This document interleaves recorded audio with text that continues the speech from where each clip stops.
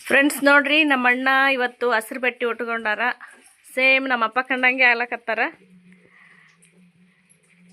ಇವಾಗ ಎಲ್ಲೋ ಮೀಟಿಂಗ್ ಇತ್ತು, ಮೀಟಿಂಗ್ ಮಾಡ್ಯಾರ ಊರಂದು. ಏನೇನು ಮೀಟಿಂಗ್ ಅಂತ ನಮ್ಮ ಅಣ್ಣನ ಬಾಯಿಲೆ ಕೇಳಮ್ರಿ.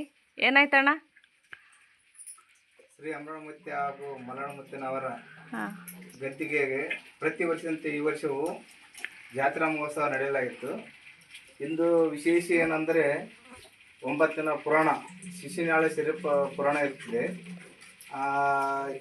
21 ಫೆಬ್ರವರಿ 21ರಿಂದ 1ನೇ ತಾರೀಕು ತನಕ, ಮಾರ್ಚ್ 1ರ ತನಕ 9 ದಿನ ಪುರಾಣ ಇರ್ತೈತಿ.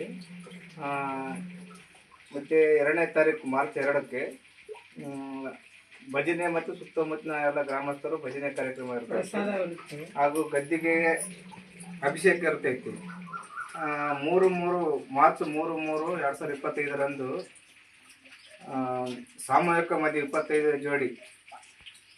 ಆಮೇಲೆ ಪಾಚನಕಟ್ಟಿ ದೇವಸ್ಥಾನ ನೂತನ ಕಟ್ಟಡ ಉದ್ಘಾಟನೆ ಮತ್ತು 25 ಸಾಮೂಹಿಕ ವಿವಾಹಗಳು ಜರುಗಲಿದೆ.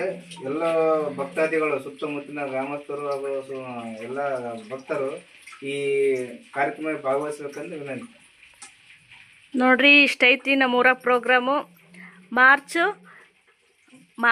ಫೆಬ್ರವರಿ ಎಷ್ಟನೇ ತಾರೀಕು?